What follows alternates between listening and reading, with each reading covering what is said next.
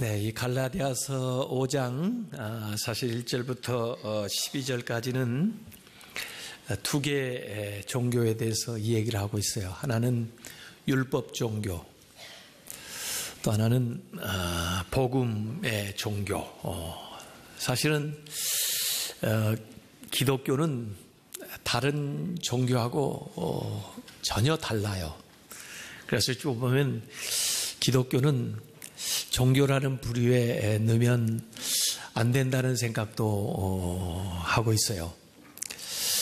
어쨌든 1절부터 6절까지는 신자의 관점에서 얘기하고 있고 7절부터 12절까지는 설교자의 관점에서 그 복음과 율법을 대조적으로 설명을 하고 있습니다. 우선 갈라디아서 5장 1절에 그리스도께서 우리를 자유롭게 하려고 자유를 주셨으니 그러므로 굳건하게 서서 다시는 종의 멍에를 매지 말라, 이렇게 말씀했습니다. 이 한 절에는 명제, 주장이 나오고 그 다음에 하반절에는 명령이 나와 있어요. 그래서 그 명령을 하는 근거가 앞에 제시되고 있는데 그 주장이 뭐냐면 그리스도께서 자유를 우리에게 주셨다는 겁니다. 우리에게 자유를 주시기 위해서 그리스도께서 하신 일 중요한 것은 십자가와 부활이죠. 그 예수님의 모든 사역을 통해서 우리에게 자유를 주셔서 우리가 자유인이 되었다는 것이 앞에 주장하는 겁니다. 그러므로 우리에게 명령하는데 굳건하게 서서, 어디에 서느냐? 자유 위에 굳건하게 서서 다시는 종의 명예를 매지 마라. 이전에 종의 명예를 매고 있었잖아요. 근데 자유롭게 해주셨으니까 다시는 종의 명예를 매지 마라, 이렇게 말씀하고 있는 겁니다. 그래서 예수 믿는 모든 사람들은 자유인이에요. 죄로부터 자유롭게 된 걸 믿으시기 바랍니다. 이전에는 죄 가운데 살았어요. 죄가 우리 안에 왕노릇하면서 우리를 종부리듯이, 그래서 각종 죄를 우리가 범했는데 예수님이 그곳에서 우리를 해방하셨어요. 그래서 더 이상 죄의 종이 아니에요. 우리는 자유인이에요. 혹시 죄가 와서 뭘 시키거들랑 난 네 종이 아니다, 딴 데 가서 알아봐라, 그러세요. 우리는 죄의 형벌로부터 자유롭게 됐어요. 죄를 지면요, 죄에 대한 책임이 따라요. 세상에서도요, 감옥에 가서 그 죄값을 치르겠다고 죄의 형벌을 당하고 있어요. 그런데 예수 그리스도께서 십자가에 못 박혀 돌아가시고 다시 부활하심으로써 우리에게 사면장을 주시고 우리는 그 죄로부터, 죄의 책임으로부터 자유롭게 된 걸 믿으시기 바랍니다. 그렇기 때문에 다시 그 감옥으로 돌아갈 필요가 없어요. 그리스도께서 우리를 사망으로부터 자유롭게 하셨어요. 이전에는 모두 다 죄 가운데 죽을 수밖에 없었는데 예수 그리스도가 부활하심으로써, 죄를 이기심으로써 그리스도 안에 있는 우리에게 그 사망으로부터 온전한 자유를 주셨어요. 우리는 영원한 생명을 얻게 된 걸 믿으시기 바랍니다. 죽을 염려, 사망의 그 두려움에 쌓여서 살 필요가 없어요. 우리는 변화될 거예요. 이렇게 온전치 못한 몸을 입고 있다가 온전한 형상으로 변화되는 것이 우리에게 앞으로 있을 일이지, 우리가 죽을 염려를 할 필요는 없어요. 그뿐 아닙니다. 모든 심판으로부터 자유롭게 됐습니다. 또 병든 과거로부터 자유롭게 됐어요. 이건 대표적으로 얘기하는 것이지 그 밖에 우리의 질병으로부터 자유롭게 되고, 가난으로부터 자유롭게 되고, 속박으로부터 자유롭게, 근심, 걱정으로부터 자유롭게 된 것을 믿으시길 바랍니다. 자유를 주셨어요. 그 자유 안에서 여러분이 주장을 하면 되는 거예요. 예수님께서 이 세상에 오셔서 누가복음 4장 18절 19절에 예수님의 사역에 대한 사명 선언을 하셨습니다. 뭐로 예수님이 오셨느냐? 주의 성령이 내게 임하셨으니 이는 가난한 자에게 복음을 전하게 하시려고 내게 기름을 부으시고 나를 보내사 포로된 자에게 자유를, 눈먼 자에게 다시 보게 함을 전파하며 눌린 자를 자유롭게 하고 주의 은혜의 희년, 이 주빌리, 이 해를 전파하려 하심이라 하였더라 그랬습니다. 예수님이 오신 목적이 바로 자유예요. 예수님이 전하신 복음이 온갖 종류의 억눌림에서 우리를 해방하는 것이 바로 그리스도의 복음인 걸 믿으시기를 바랍니다. 주님을 믿는 믿음으로 담대하게 나가시길 바랍니다. 어떻게 얻어낸 자유인데 이것을 우리가 빼앗긴단 말입니까? 이것을 포기한단 말입니까? 그러나 종의 종교를 가지고 있는 사람들은, 율법의 종교를 가지고 있는 사람들은, 할례를 받아야 구원받는다고 하는 사람들은 이런 자유인이 아니라 아직도 얽매여 있어요. 그리고 이들은 복을 받은 게 아니라 이들은 저주 가운데 있어요. 그래서 오늘 여기 2절부터 4절까지 보면은 종의 멍에로 돌아간다면, 은혜를 받은 너희가 다시 할례 받겠다고 돌아간다면, 복음을 받아들인 너희가 다시 율법으로 돌아간다면 어떤 결과가 오는가에 대해서 4가지로 2절부터 4절까지 설명을 했습니다. 만약에 그렇게 돌아간다면 첫 번째는 그리스도께서 너에게 아무 유익이 없다 그랬습니다. 그리스도께 오신 것이 아무 소용이 없다는 거예요. 왜 오셨습니까? 그리스도가 왜 그렇게 구약이 계속 예언하다가 예수님이 이 세상에 오셨습니까? 그 오신 예수님이 무엇은 말씀을 전했습니까? 그 예수님이 무엇을 하셨습니까? 다시 율법으로 돌아간다면 그거에 아무 소용이 없다는 거예요. 예수님이 하신 사역, 예수님의 십자가의 사역이 무용지물이 된다는 것입니다. 행위를 강조하는 자들은, 할례를 강조하는 자들은 예수 그리스도의 역할을 없애는 거예요. 하나님은, 예수님은 심판만 하시는 분입니까? 그분은 말씀만 전하시는 분입니까? 아니에요. 예수님은 대제사장일 뿐만 아니라 우리의 죄를 대신 지고 가신 하나님의 어린 양인 걸 믿으시기 바랍니다. 우리를 심판하고 정죄하는 역할만 하는 게 아니에요. 우리의 죄를 대속하셨는데 율법으로 돌아간다면 그리스도의 그 모든 사역이 너에게 아무 유익이 없다는 거예요. 그 다음에 두 번째는 다시 율법 할례를 지키겠다고 하면은 그것뿐 아니라 율법 전체를 행해야 될 의무를 갖게 된다는 것입니다. 처음에는 한 가지를 요구하는 것 같죠. 할례. 그러나 십계명을 또 요구하는 것 같죠.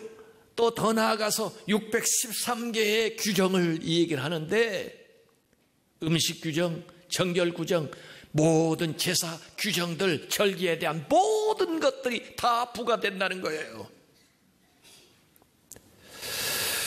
그래서 그 중에 하나만 어겨도 결국은 율법을 어기는 것이 된다는 것입니다. 결국 복음과는 상관없는, 신약과는 상관없이 구약만 가지게 되는 유대교처럼 되고 마는 거죠. 세 번째, 다시 할례로 돌아간다면, 율법으로 돌아간다면 그리스도에게서 끊어진다라고 얘기했습니다. 그리스도와 단절되는 거예요.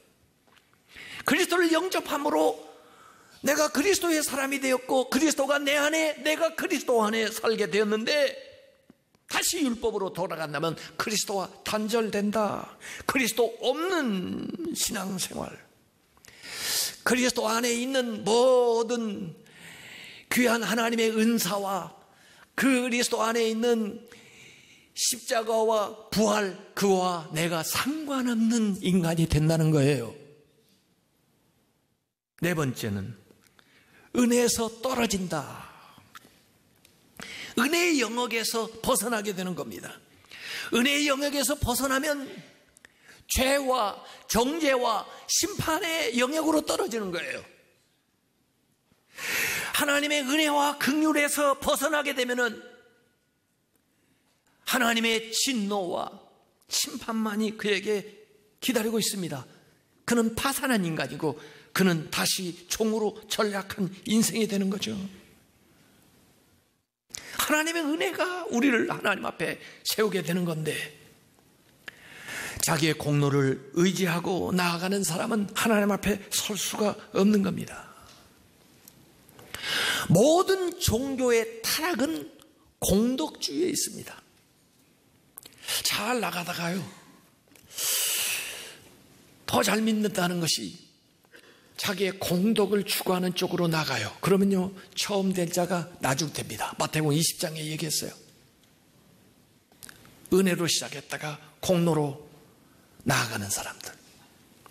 예수님 계실 때 심지어 산상수훈에 보니까 그 바리새인 서기관들이 잘 믿는다고, 율법주의자들이 신앙의 덕목인 구제, 금식, 기도조차 가지고도 자기의 공덕, 자기의 의를 쌓아보려고 금식하고 자기의 의를 드러내려고 기도하고 자기를 나타내고 드러내기 위해서 구제하니까 오히려 그것은 하나님이 인정할 수 없는 잘못된 길로 나아가는 거예요. 모든 인간의 공덕주의, 세상의 종교가 다 그렇습니다. 자기의 공덕을 쌓는 거예요. 바벨 종교죠.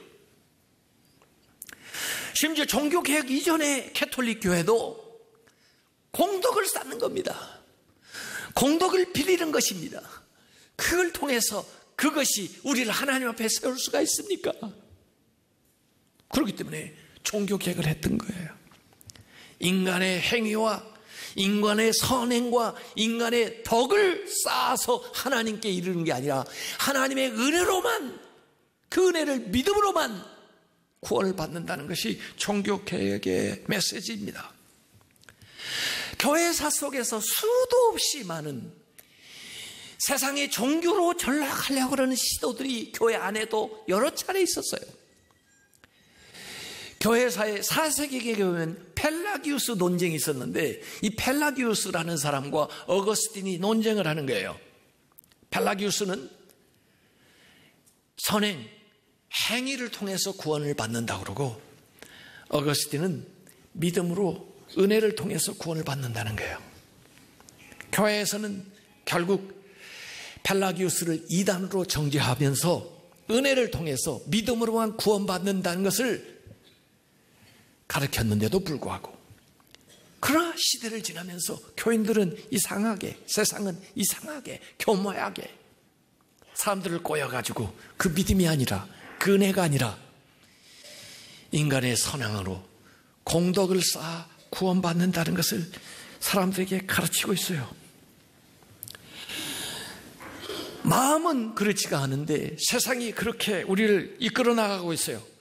크리스토스톰은 이렇게 얘기했습니다. 할례를 받는 자는 율법을 두려워함으로 할례를 받는다. 율법을 두려워하는 자는 은혜의 능력을 불신하는 것이다. 그리고 불신하는 자는 그가 불신하는 이에게서 아무것도 얻지 못하는 것이다 그랬어요. 구원의 필요 충분 조건으로서 예수 그리스도를 인정하지 않는다면, 예수 그리스도 밖에 또 다른 것이 필요하다고 얘기하는 것은 이단입니다.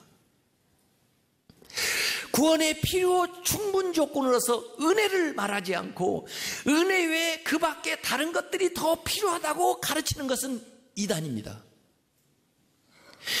은혜가 충분하지 못한 것이 아니고 은혜에 대해서 충분히 알지 못하는 것입니다. 그리스도가 충분하지 못한 것이 아니라 그리스도에 대해서 충분히 알지 못하는 것입니다. 믿음이 충분하지 않은 것이 아니라 믿음에 대해서 충분히 알지 못하고 하는 얘기입니다. 그것에 유혹을 당해서는 안 됩니다. 세상의 모든 이단은 거기에서 왔습니다. 그래서 사랑은 믿음을 포함하고 여러분의 믿음은 사랑으로 입증된다는 거예요. 사랑을 동반하지 않은 믿음은 행함이 없는 믿음이고 죽은 믿음이에요. 활동하지 않는 믿음이에요. 여러분의 믿음은 반드시 사랑을 동반해야 된다고요. 제가 이번 주간에 이 말씀을 적으면서 히브리서 11장 1절 말씀이 다시 한번 와닿았어요. 히브리서 11장 1절에 뭐라고 얘기했습니까? 믿음은 바라는 것들의 실상이요 보이지 않는 것들의 증거다 그랬어요. 이전에 이 말씀을 읽을 때는 그래, 믿음이라는 건 안 보이는 거지, 그렇지만 그 믿음이 놀라운 능력이 있는 거지, 이런 정도를 생각을 했는데 이번 주간에 이 말씀을 읽으면서 다른 깨달음이 왔어요. 믿음은 보여줄 수 있다는 거예요. 안 보이는 그 믿음을 어떻게 보여주느냐? 너의 삶을 통해서 보여줘야 된다는 거예요. 다른 사람들이 네 믿음을 어떻게 알 수 있느냐? 네 삶을 통해서 네 안에 있는 믿음을 볼 수 있게 해야 된다는 거예요. 그 신뢰들이 그 히브리서 11장에 나오는 겁니다. 그래서 히브리서 11장 2절에 보면은 선진들이, 앞서간 사람들이 이로써 증거를 얻었는데 무슨 증거냐? 믿음이 있다는 증거를 얻은 거예요. 사람들이 아브라함을 보고 보이지 않는 그 믿음이 있다는 것을 증거해 준 거예요. 이삭의 사는 삶을 보고 그가 믿음 있는 사람이라는 것을 입증을 해 준 거예요. 야곱의 삶을 보고, 요셉의 삶을 보고, 기드온의 삶을 보고 그가 믿음이 있다는 것을 입증을 해 준 거예요. 증거를 해 준 거예요. 보이지 않는 믿음이 그들의 삶을 통해서 나타났기 때문에. 내가 믿음이 있다고 하느냐? 네 믿음은 너의 삶을 통해서 나타나야 된다는 거예요. 네 삶을 보고 사람들이 네가 믿음이 있다는 것을 인정을 해줘야 된다는 거예요. 그게 믿음입니다.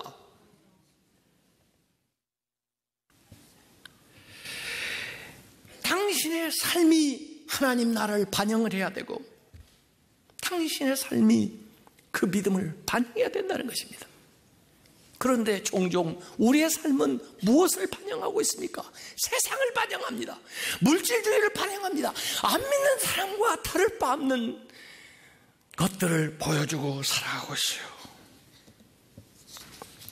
여러분, 자연 만물도 보십시오. 자연 만물도 하나님의 솜씨를 반영을 하고 있습니다. 역사를 보십시오. 살아계신 하나님을 증거하고 있습니다. 성경은 말할 것도 없고요. 그런데 왜 우리의 삶은 이 세상 속에서 하나님을 반영하지 못하나요? 하나님 나라를 반영하지 못하나요? 그러면 믿지 않는 사람들이 어떻게 그 믿음을 알 수 있나요? 어떻게 그 하나님 나라를 알 수 있나요? 어떻게 그 복음을 들을 수 있나요? 네가 복음이 되라. 네가 하나님 나라가 되라. 네가 믿음을 보여줘라. 그 말입니다. 여러분이 말할 것도 없이 여러분의 삶을 통해서 여러분의 믿음을 한번 증명해 보세요. 루터는 바울 서신은 참 이렇게 대단하게 생각하고 야고보는 자꾸 행함을 강조하니까 그 당시에 그 시대적인 상황하고 생각하니까 이건 지푸라기 서신이라 해서 조금 천대를 했는데, 사실 믿음과 행함이 다른 게 아니에요. 동전의 양면이에요. 그게 이분법적으로 별개의 것이 아닙니다. 사실 종교개혁은 오직 믿음을 얘기했지만은 행함을 배제한 게 아니에요. 그래서 요한 웨슬리는 여기 갈라디아서 5장 6절을 아주 자기의 신학의 핵심적인 구절로 가져옵니다. 특별히 윤리에 있어서 아주 핵심적인 것이 이 갈라디아서 5장 6절이에요. 그리스도 예수 안에서는 이미 그리스도 예수 안에 있으니까 할래나 무할래나 효과가 없죠. 이제 그거 떠난 거예요. 예. 아무 효력이 없지만은, 예. 이미 그리스도 안에 있게 됐으니까. 그러나 여전히 사랑으로서 역사하는 믿음이 있어야 되는 거예요. 사랑으로 역사하는 믿음. 그래서 웨슬리는 먼저 그리스도 예수 안에서라는 말을 해석합니다. 그리스도 예수 안에서가 뭐냐? 구원받은 하나님의 자녀, 자유함을 얻은 우리. 그들에게 주어진 하나의 법이 뭐냐면 사랑으로 역사하는 믿음이에요. 믿음은 믿음인데 어떤 믿음이냐? 사랑으로 표현되는 믿음이에요. 그게 유일한 법입니다.